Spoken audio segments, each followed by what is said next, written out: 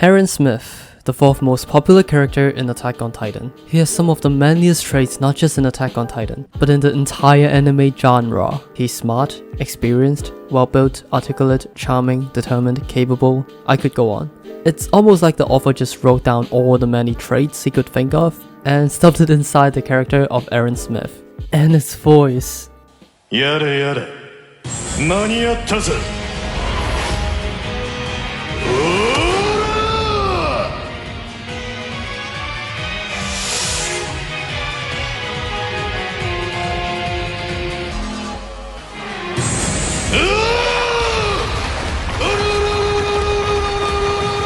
I can't think of a better voice actor than Daisuke Onu for this character. So in case you cannot tell, this video is gonna be me fanboying over Erwin for the entire video. Also, there will be spoilers if you haven't finished season 3 yet.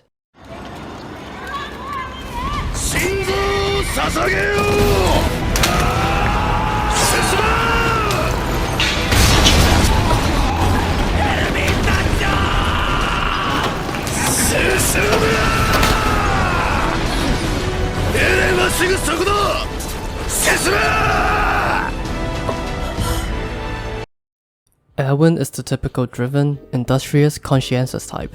In the real world, these people are usually corporate managers or entrepreneurs. Yup, definitely entrepreneurs, with his bold, risky, yet calculated decision making. That being said, he isn't really a character that people can feel related to. We can relate to characters like Mikasa, Eren, and Armin as the story revolves around them ever since season 1. We can also relate to characters like Shasha, Connie, and Reiner as comrades through the relationship they built with our main characters. The main point is, as diverse in terms of personalities as these characters are, they are still just normal people that got mixed up in this crazy universe. On the other hand, we have Erwin, a flawless character who makes the best decision based on what limited information he has. He also has much less screen time than most other characters.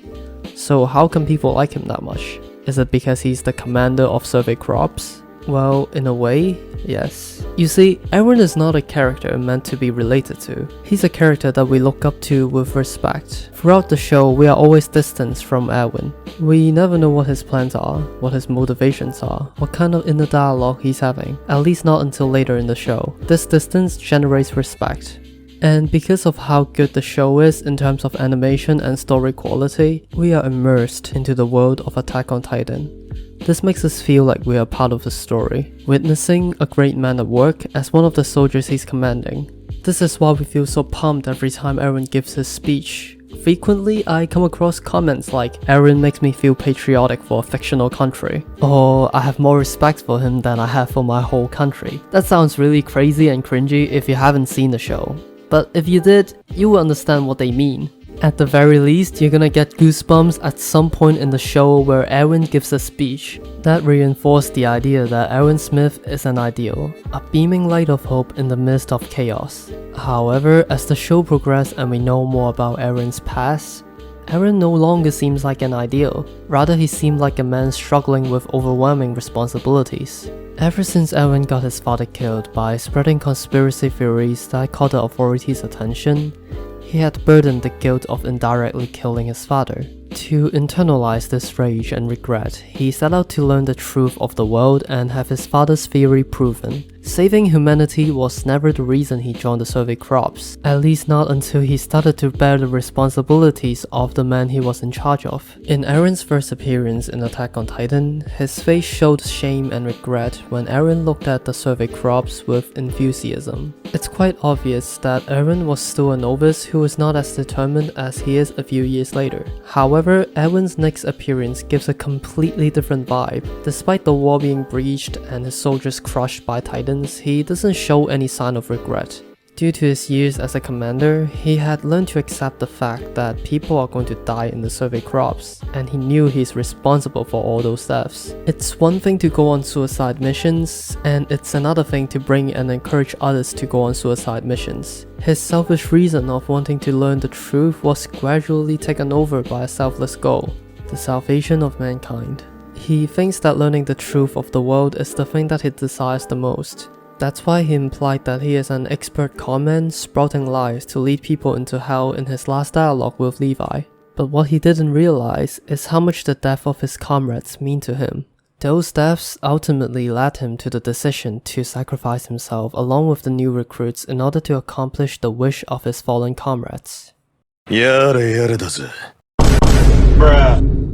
It's almost impossible to be as emotionally stable and wise as Erwin. There is a picture flowing around the internet recently due to the American election, and I think it fits really well here. Now, I'm not saying all of us are weak snowflakes. What I'm saying is, having traits like Erwin is not desirable in today's world. Erwin is so calm that he's practically emotionally detached from reality. But that's not just Erwin. That's the common trait of all strong characters in Attack on Titan. Except for Levi. Levi displays a lot of emotions through his actions, though his facial expression is even colder than Erwin's. I guess that's why he's the most popular character in Attack on Titan. Oh yeah, being a badass also helps. Anyway, the thing that amazes me the most is the fact that Erwin was not flustered even once in the show. Not once. I should advance, goddammit! That smoothly brings us to my next point. He practiced what he preaches. Although Erwin claimed that he conned the people into dying for him, it's quite evident that every word from his speech is genuine. It's impossible for a person to give an emotional speech like that without believing in what they say. Well, unless you're a psychopath. Though Erwin seems quite psychopathic at times due to how indifferent he is even in complete mayhem, he displays genuine affection and comradeship with the people around him in small but noticeable moments. He's willing to do whatever it takes, and he inspires the people around him to do the same. We can see how he gives little to no fucks about his own well-being when it comes to getting Eren back from Weiner. Thus, he is the embodiment of the theme of Attack on Titan. Changes are made from sacrifice. And he inspired Armin, Eren, and everybody else to make necessary sacrifice in order to achieve their goals. Furthermore, Erwin doesn't lie. He may hide the truth from time to time, but he doesn't lie. He also doesn't speak without a purpose. This allowed him to weaponize his words. He mobilized troops, persuades politicians, and conveys strategic plans with his speech. It's made especially effective because every word he says holds truthful and meaningful information. This is the most important thing that I think we can actually learn from Erwin. We may not be able to be calm when our arms get bitten off, but at least we can always tell the truth and shut up when we don't have anything to say. もう死んだよ。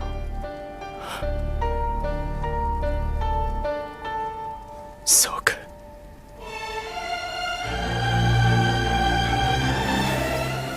The life of Erwin Smith is a painful and agonizing experience with a few exceptions of gratification and joy. People often mix up living a good life and achieving greatness. Erwin Smith definitely achieved something that no one else could have done in the universe of Attack on Titan. Yet his life is filled with guilt and frustration that his death somehow became a relief from the living hell he's living in. To be honest, I'm glad that he got to go in the end. It's almost impossible for us to understand that level of agony he's experiencing, as most of us didn't even step foot in an actual battleground, let alone a battleground with overwhelmingly powerful and unpredictable enemies that devour you in the most disgusting way possible. We are lucky to live in a day and age of prosperity, considering how many people were killed in the last World War. Attack on Titan and the character Erwin Smith reminded me that although I will never be as cool as some of the characters in this anime, at least we get to live a peaceful life without worrying about our mortality every second of our life. And that finding a good job, living a glamorous life like Erwin Smith, though hardly glamorous in his early days, may not be the option for me. Maybe it's the little moments in life where you get to sit at home to watch anime, play video games, nap after snacks. So my conclusion? It's better to be a NEET. Thanks for watching this video. If you enjoyed it, remember to leave a thumbs up and subscribe to my channel. I make video essays about anime every Thursday. Alright, that's it, and goodbye.